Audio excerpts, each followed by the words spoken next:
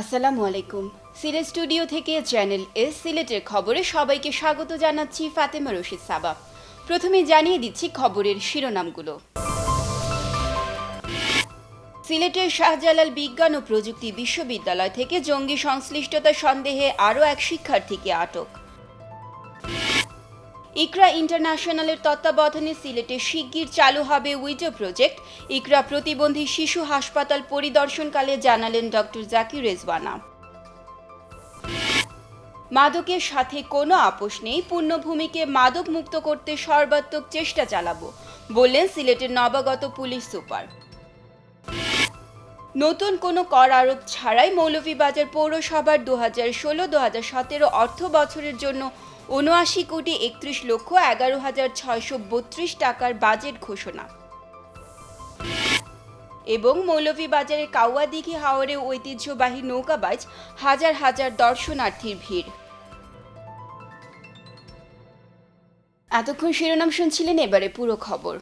সিলেটের শাহজালাল বিজ্ঞান ও প্রযুক্তি বিশ্ববিদ্যালয় থেকে জঙ্গি সংশ্লিষ্টতা সন্দেহে আরও এক শিক্ষার্থীকে আটক করা হয়েছে। মঙ্গলবার দুপুরে ক্যাম্পাস থেকে তাকে আটক করা হয় বলে জানিয়েছেন সাবেক ছাত্র বিষয়ক পরিচালক প্রফেসর রাশেদ তালুকদার। আটক ইফাত আহমদ চৌধুরী বিশ্ববিদ্যালয়ের আইপি বিভাগের 4র্থ বর্ষের শিক্ষার্থী। তার গ্রামের বাড়ি সিলেটের ওসমানীনগর থানার নিজ কুরুয়া গ্রামে। মঙ্গলবার দুপুরে সাবি ক্যাম্পাস থেকে তাকে আটক করে নিয়ে যায় পুলিশের বিশেষ ইউনিট। এর আগে 19 জুলাই শাহজালাল বিশ্ববিদ্যালয়ের আব্দুল আজিজ নামের আরেক ছাত্রকে আটক করা হয়।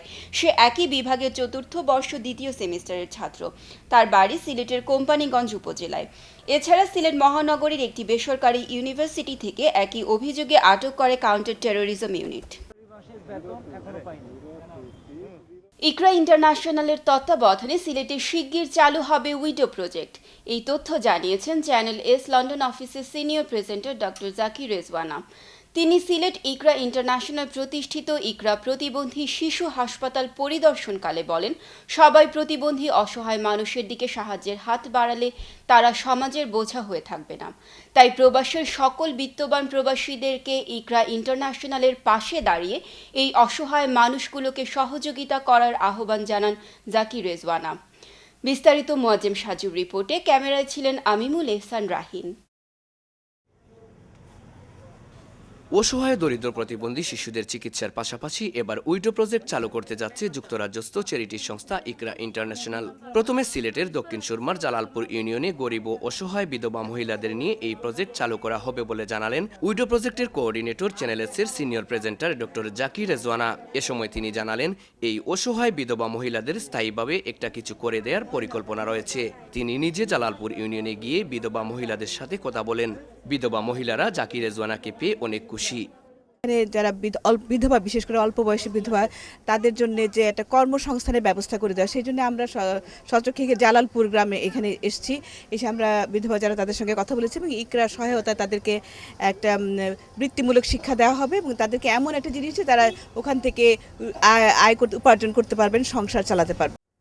সিলেট প্রতিবন্ধীদের নিয়ে গড়ে তোলা ইকরা ইন্টারন্যাশনাল পরিদর্শন করে সন্তোষ প্রকাশ করলেন জাকির রেজওয়ানা। তিনি জানালেন, সমাজের সকল ভালো কাজের মধ্যে এটি অন্যতম। প্রবাসীদের সহযোগিতায় সম্ভব হচ্ছে এই অসহায় মানুষদের অসহায়ত্ব দূর করা। তিনি প্রবাসীদেরকে আরও বেশি করে সহযোগিতা করার আহ্বান জানান। এত সুন্দর প্রজেক্টগুলো নিয়েছে প্রতিবন্ধী শিশুদের এবং বিধবা মহিলাদের, এবং কাজে সবাই জন্য ইকরাকে আমরা যারা বিত্তবান আছেন তারা যেন এগিয়ে আসেন, একে সাহায্য করলে দেখা যাবে যে প্রপারলি যেসব জায়গায় সাহায্যের দরকার সেখানে সাহায্যটা পৌঁছে যাচ্ছে। আর ইকরা ইন্টারন্যাশনাল বাংলাদেশ চ্যাপ্টারের চেয়ারম্যান মুক্তাবিসুর নূর জানালেন, সিলেট অঞ্চলে অনেক অসহায় বিধবা মহিলারা রয়েছেন। এই উদ্যোগের ফলে তারা কষ্টের জীবন থেকে অনেকটাই বেরিয়ে আসতে পারবে। আমরা অল্প বয়সী বিধবা এবং আরও বিধবাদের একটা তালিকা করেছি। বিশেষ করে বিধবারা ব্যাপকভাবে উপকৃত হবে। বিত্তবান প্রবাসীরা ইকরাকে আরও বেশি করে আর্থিক সহযোগিতা করে শুধু সিলেট নয়, পুরো দেশের অসহায় মানুষদের মুখে হাসি ফুটাবেন, এমনটাই চাওয়া সকলের। Moazzem Saju, channel S news, Sylhet. Sylhet রেঞ্জের ডিআইজি মোহাম্মদ মিজানুর রহমান বলেছেন, বাংলাদেশ স্বাধীনতার ৪৫ বছর পরে এই প্রথম গুলশান ট্র্যাজেডি ঘটনা ঘটেছে। এ হত্যাকাণ্ডের শিকার হয় বিদেশিগণ। আপনাকে আমাকে চিন্তা করতে হবে কী কারণে ফরেনারদেরকে টার্গেট করা হয়। তিনি বলেন, বাংলাদেশ যে মুহূর্তে সারা বিশ্বে বিভিন্ন সূচকে সারা পৃথিবীকে চমক লাগিয়ে সর্বক্ষেত্রে উচ্চ শিখরে যাচ্ছে, ঠিক সেই মুহূর্তে দেশের বিভিন্ন স্থানে এই হত্যাকাণ্ড সংঘটিত হচ্ছে। বাংলাদেশ যখন পৃথিবীর সকল দেশের তুলনায় গার্মেন্টস সেক্টরে এগিয়ে যাচ্ছে, বিশ্ব ব্যাংকের সহায়তা ছাড়াই পদ্মা সেতু নির্মিত হচ্ছে, যখন প্রথম মেট্রো রেলের কাজের উদ্বোধন করা হলো, তখন মেট্রো রেলের জাপানি এক্সপার্টিসকে হত্যা করা হলো। মৌলভীবাজার জেলা পুলিশ ও কমিউনিটি পুলিশিং ইউনিট আয়োজনে জঙ্গিবাদ, সন্ত্রাস ও নাশকতা প্রতিরোধ জনসচেতনতা বৃদ্ধির লক্ষ্যে সুধী সমাবেশ ও আলোচনা সভায় প্রধান অতিথির বক্তব্যে সিলেট রেঞ্জের ডিআইজি মোহাম্মদ মিজানুর রহমান এসব কথা বলেন। মৌলভীবাজার জেলা পুলিশ সুপার মোহাম্মদ শাহজালালের সভাপতিত্বে ও সিনিয়র সহকারী পুলিশ সুপার মোল্লা মোহাম্মদ শাহিনের পরিচালনায় বিশেষ অতিথির বক্তব্য রাখেন জেলা প্রশাসক মোহাম্মদ কামরুল হাসান, জেলা পরিষদ প্রশাসক ও বীর মুক্তিযোদ্ধা মোহাম্মদ আজিজুর রহমান, পৌরসভার mayor Fazlur Rahman, Moulvibazar chamber of কমার্সের সভাপতি মোহাম্মদ কামাল হোসেন। সভায় জেলার বিভিন্ন উপজেলার ইউপি চেয়ারম্যান, পৌর মেয়র, প্রেস ক্লাব নেতৃবৃন্দ সহ বিভিন্ন শ্রেণী পেশার সহস্রাধিক গণ্যমান্য ব্যক্তিবর্গ উপস্থিত ছিলেন। ছাতকের জাউয়া বাজারে ডাক্তার রইস মিয়া মার্কেটে ডাচ বাংলা লিমিটেডের এজেন্ট ব্যাংকিং শাখার আনুষ্ঠানিক উদ্বোধন করা হয়েছে। শুক্রবার সংসদ সদস্য মহিবুর রহমান মানিক ও Dutch Bangla bank agent banking শাখার স্বত্বাধিকারী ASM মিসবাউজ্জামান শিলু সহ অতিথিবৃন্দ ফিতা কেটে শুভ উদ্বোধন করেন। উদ্বোধন উপলক্ষে এক আলোচনা সভায় জাউয়া বাজার উন্নয়ন কমিটির সভাপতি আতাউর রহমানের সভাপতিত্বে প্রধান অতিথির বক্তব্যে মহিবুর রহমান মানিক বলেন, বর্তমানে দেশের মানুষ ডিজিটাল বাংলাদেশের সুবিধা ভোগ করছে। তথ্য প্রযুক্তির কল্যাণে মোবাইল ব্যাংকিংয়ের মাধ্যমে প্রয়োজনীয় অর্থ আদান প্রদান করা সম্ভব হচ্ছে। হাতের কাছে সকল সেবার নামই ডিজিটাল বাংলাদেশ।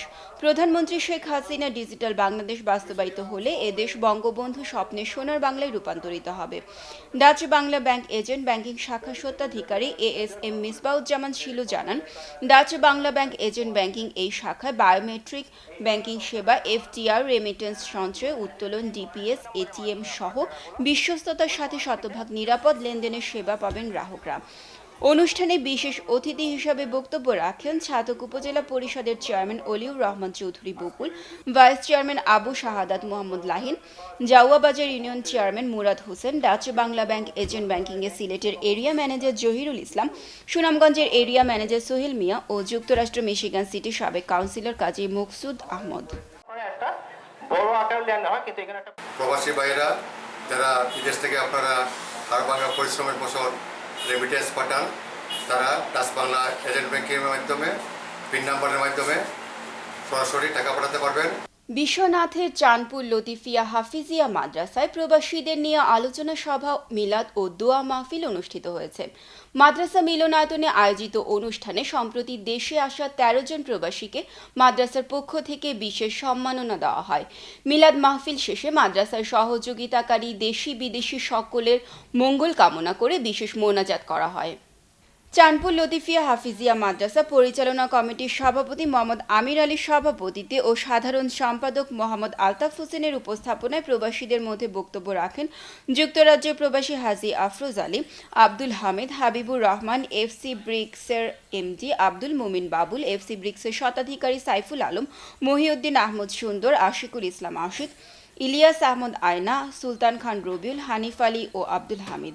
অনুষ্ঠানে মাদ্রাসার বিভিন্ন সমস্যা তুলে ধরে বক্তব্য রাখেন মাদ্রাসার প্রধান শিক্ষক মাওলানা ইউসুফ আলী, চাঁদপুর জামে মসজিদের ইমাম মাওলানা গোলাম মুস্তফা। মাদ্রাসা পরিচালনা কমিটির পক্ষে বক্তব্য রাখেন মোহাম্মদ শানুর আলী ও শফিক আহমদ পিয়ার, হেলাল আহমদ শেবুল। অনুষ্ঠানে স্থানীয় চেয়ারম্যান আমির আলী সহ এলাকার গণ্যমান্য ব্যক্তিবর্গ উপস্থিত ছিলেন। হবিগঞ্জ শহরের গরুর বাজার এলাকায় অবৈধ ট্রাক্টর চলাচলের কারণে খোয়াই বাঁধের রাস্তায় দেখা দিয়েছে শোচনীয় দশা। প্রতিদিন ঝুঁকি নিয়ে চলছে মাটি সহ নির্মাণ সামগ্রী বোঝাই ট্রাক্টর। গরুর বাজার এলাকায় খোয়াই বাঁধের উপর দিয়ে যে রাস্তা রয়েছে তা দীর্ঘদিন যাবৎ জনগণের চলাচলের জন্য গুরুত্বপূর্ণ ভূমিকা রেখে আসছে। কিন্তু সম্প্রতি লাগামহীনভাবে মাটি সহ নির্মাণ সামগ্রী বোঝাই ট্রাক্টর বাঁধের উপর দিয়ে চলাচলের কারণে রাস্তাটির ব্যাপক ক্ষতি সাধন হয়েছে। খোয়াই বাঁধের উপর দিয়ে লাম্বাবাগ এলাকা পর্যন্ত বেশ কিছু রাস্তা পাকা অবস্থায় রয়েছে, কিন্তু অবৈধভাবে ট্রাক্টর চলাচলের কারণে পুরো রাস্তাই এখন ঝুঁকিপূর্ণ হয়ে আছে। এলাকাবাসী এই রাস্তায় ভারী যানবাহন চলাচল বন্ধের দাবি জানিয়েছেন। খবরের এই পর্যায়ে নিচ্ছি ছোট্ট একটা বিরতি। ফিরে এসে অন্যান্য খবরের সাথে আরও যা থাকছে। মাদকের সাথে কোনো আপোষ নেই, পূর্ণভূমিকে মাদক মুক্ত করতে সর্বাত্মক চেষ্টা চালাবো, বললেন সিলেটের নবাগত পুলিশ সুপার। নতুন কোনো কর আরোপ ছাড়াই মৌলভীবাজার পৌরসভার 2016-2017 অর্থ বছরের জন্য 79,31,11,632 টাকার বাজেট ঘোষণা। এবং মৌলভীবাজারের কাউয়াদিঘি হাওরে ঐতিহ্যবাহী নৌকাবাজ হাজার হাজার দর্শনার্থীর ভিড়।